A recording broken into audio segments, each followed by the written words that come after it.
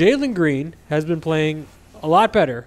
We spent the entire last podcast talking about Jalen Green, talking about Ime Udoka benching him in multiple fourth quarters in a row, talking about him kind of not really coming along as quickly as many would have imagined. And he's been playing better.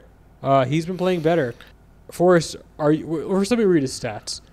Over his last 5 or so games, he's averaging 21 points per game, 6 rebounds per game, 3 assists per game, 44% three-point shooting, and that's on 8.3 attempts, 62% true shooting.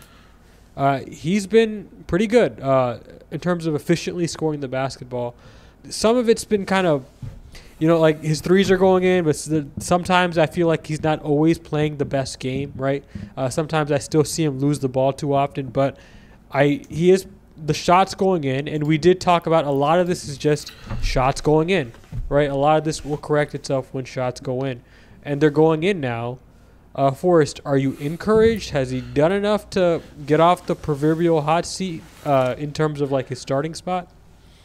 Well, yes. I mean, if he's making shots, and those are good 3-point numbers in particular, especially given that, and that's considering that he shot pretty badly this game yesterday against the Bucks. So, yeah, that's very encouraging, and I think that. All right. I mean, the reality is that as long as they have a reasonable case to keep him starting, they're going to do so. So, he's doing more than what he needs. He's good. He's good. If he keeps going like this, he's good. As long as people aren't going, oh, yuck, this is terrible, then that's fine. Now, the bigger question is not just is this good enough for him to keep a starting spot, but is this encouraging enough for us to think that he's back on track to being a future all-star level player, which is, I think, really the benchmark that most people who care about him and Rockets basketball want to see from him, right? Because being a starter and being an all-star player are not the same thing. If he's starter quality, great, that's fine, but it's not what you hope to get when you draft second overall in the draft, and it's also not what people hope to get when he was drafted and in the subsequent years since then. So, do you think he's doing good enough to make us think that he's back on track for the potential of being a future all-star? Yeah, so I think I did someone else's podcast this week, and I was asked about this, right? Have I wavered on Jalen Green? And I think what I said was I haven't wavered on his ceiling. The ceiling has always been the same. I've been more willing to acknowledge his floor through this stretch, right? Which on that podcast I believe I said Jordan Clarkson, right? I've never said it out loud, but that's the kind of player if Jalen does, you can say it. Yeah, if Jalen doesn't hit all-star level, Jordan Clarkson's the kind of player we're talking about as a floor range for him, right? I never acknowledged that floor range at any point in his NBA career because I always thought he was a pretty safe all-star bet.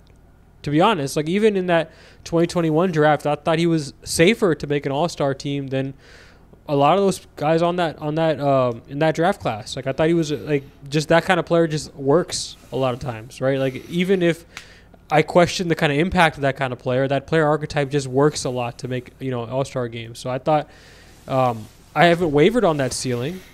But I've been more willing to acknowledge that floor. I'd also add one more prerequisite. You said, is he good enough to be an all-star level player? Is that still his ceiling? I'd like to add one more thing. Is he good enough to warrant being played over his teammates? Right? And we'll talk about that in a second. But we talked about on last week's episode, Tari Eason potentially taking a starting spot, right? And Tari Eason hasn't played for 4 games, right, with an injury. Yeah, and we're still talking about players potentially taking a starting spot, right? And Jalen's playing better, and we're still doing that, right? That's how precarious this is. That's how well the Rockets have frankly hit in the middle range of the draft, right? They've given themselves a lot of optionality here for this rebuild, right? We kind of know one thing, and that's Alperen Şengün. And these other pieces are still up for grabs, right? I think Jabari has solidified himself a little bit, but these other guys, nobody's fortified themselves after that. And that's kind of the question I have, right? Can Jalen play well enough to fight off the onslaught coming from behind him?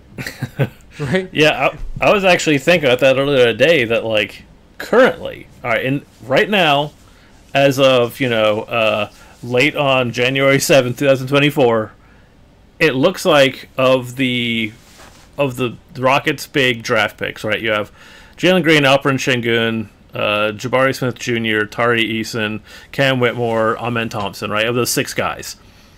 Of those 6 guys, Jalen is the shakiest looking, right? They all look... They're looking really good right now, and that can change a lot. Over the past, like in this moment in particular, Cam and Amen are looking quite nice, right? And Bari and Tari have been great. Have been great as far as prospects go for a while.